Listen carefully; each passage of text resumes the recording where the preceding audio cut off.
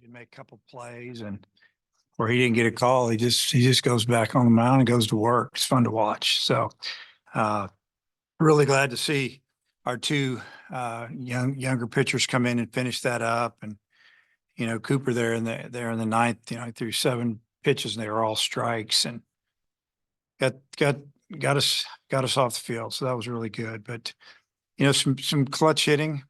We took advantage of a couple of mistakes, a couple of tough in between hop errors that we scored those innings, and that's a sign of a good offense. If you get 4 outs an inning, you score, and we did that. But again, really it was all the pitching was the key tonight, and then just 3 or 4 really good swings that gave us a good lead. So, like I told the guys, it was a good win, but you gotta enjoy it for a little while. You gotta move on. You got 29 more to go. Dave, y'all haven't hit as many home runs this year, but you get 4 of them tonight. Was this something maybe you saw coming? Well, I think we know it's in there. It's just it hadn't happened yet. Whether it's guys aren't going yet, or every now and then it's wind knocks a ball down, or whatever the case may be. But we feel like that we can hit for some power, and we've got a few other guys that obviously didn't hit them tonight that they can leave the yard as well. So it's nice to be able to have that, to be a threat, really 1 through 9, to hit the ball out of the park, or at least over somebody's head. And it was obviously a big part of the game tonight for us. 2 of those were hit by Nolan Susie, your freshman. Just you gave him the start at DH. Just what have you seen from him? What did you make of his performance tonight? Well, I mean, it was unbelievable. I mean, you're talking about a true freshman, first SEC at bat. It's a home run, gives us 2-0 lead there in the second, with one of the best pitchers around on the mound. So it was a big swing for us, and then that was pretty impressive, because that was breaking ball kind of down. He went down and got it and hooked it out of the park and hit it a long way. So he's a really good athlete, strong, as you can see, and brings a lot to the batter's box, because he's got a pretty good eye. He can run, and obviously he's got some power. So we're just good for.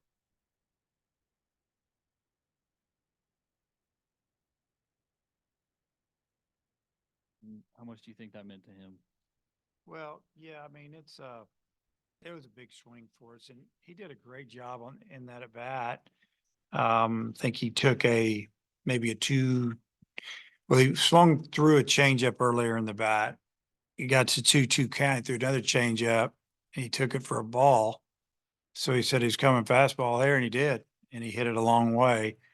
All of a sudden we're from 2 to 5. That's a big lead with our pitching staff, and yeah, I mean, it probably meant a lot to him, but I think more than anything, it's just I thought, from my perspective, I saw what he did. He laid off a tough pitch, and he knew what he was getting, and then he hit it. And I'm not going to say he put the game away, but it gave us a lot of breathing room there, where we could relax a little bit. It was like last year, 5 innings was kind of the most. There was like a wall for Hagan. He couldn't quite get over and get to that 6th inning. How good was it to see him finish the outing strong the way he did and get up? I'm assuming 100 was about the limit for him. Yeah, it was great. 100 was going to be his last hitter. And I think it was 2-2 full count, whatever it was. It came with I think a slide or something struck him out. If it was later in the season, Hagan wasn't done. I mean, he could have got another 20 pitches. He was fine. But, we're just doing the right thing. But yeah, I mean, last year, it's just development. It's like I said earlier, I mean, he's a pitcher. He doesn't just throw, he pitches. And he has great stuff. So really excited to see his development over the last, 12 months. It's been pretty much what we thought would happen. Obviously, he doesn't have to face your pitching a lot, but Nolan Souza struggled at times in the offseason against, his own pitching. And then how much do you think he's evolved over these last few months of just kind of figuring out how to hit arms at this level, and seems like it's working out pretty well for him. I'd say. He came back in January and it just seemed a little bit different to me.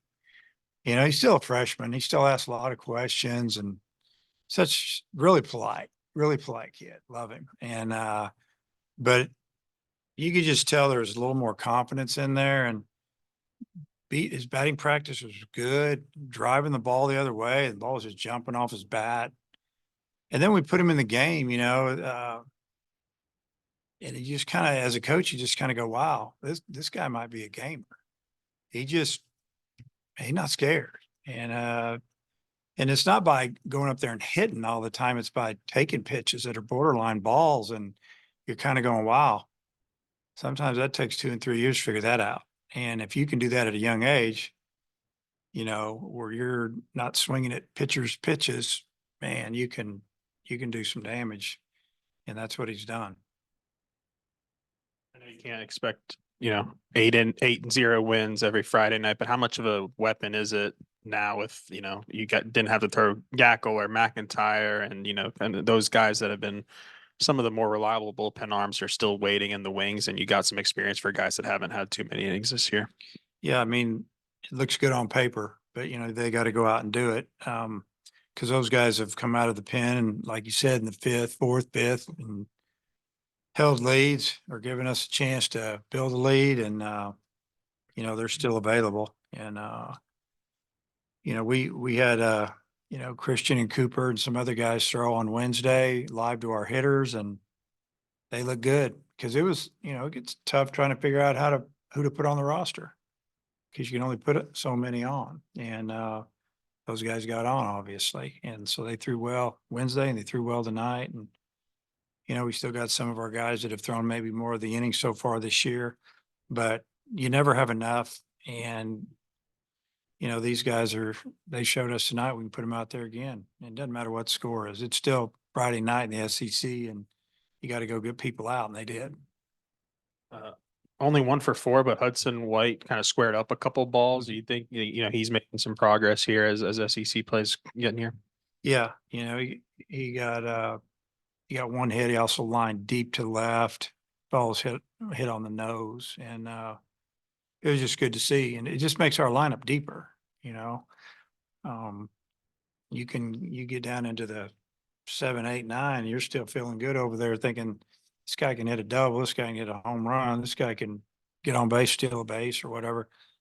It's what you look for. It puts a lot of pressure on the other team's pitching staff. Just because you go back so far with them, was it kind of interesting to see Tim Jameson in the opposing dugout again tonight? Yeah. Tim and I got to coach together in summer of 2011 with Team USA. It's where I really, kind of got to know him as a person and off the field. He's a good, great guy. And, I coached against him when I was at Nebraska for 5 years. And, so, we've known each other for a long time, and, just a really, really good guy.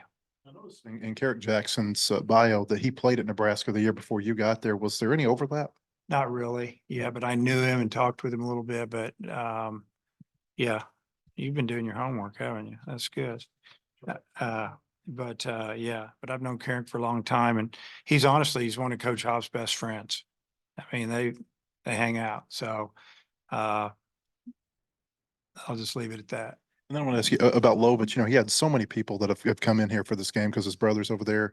To be able to have that kind of swing, with all those eyes watching it, I mean, what are your thoughts on that?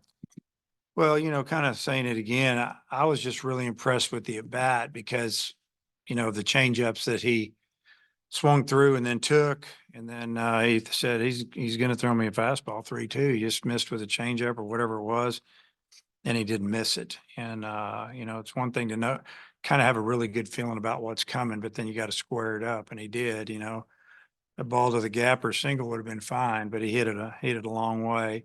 I'm sure that meant a lot to him, and I'm sure his parents have mixed emotions. He got a son on one team and one on the other, but I'm sure they're, incredibly proud of that. And, I mean, he's been swinging the bat well. That's why he's in the lineup, and driven in some runs. And he had to wait his time, and he did. When he got in, he took advantage of it. Yeah, another question about Lovich. You know, he was another guy that maybe didn't have the best fall or preseason, but he's producing in the season. Was it just a matter of getting comfortable here? Like, what do you think has been the key for him? Getting comfortable, kind of getting strong.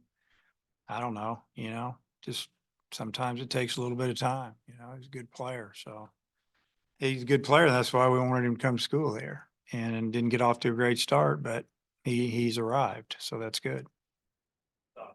No, Matt actually snagged my question about Carrot because I looked that up too. Matt Jones. We'll give you credit for that too then. Coach? Yeah. Okay. All right.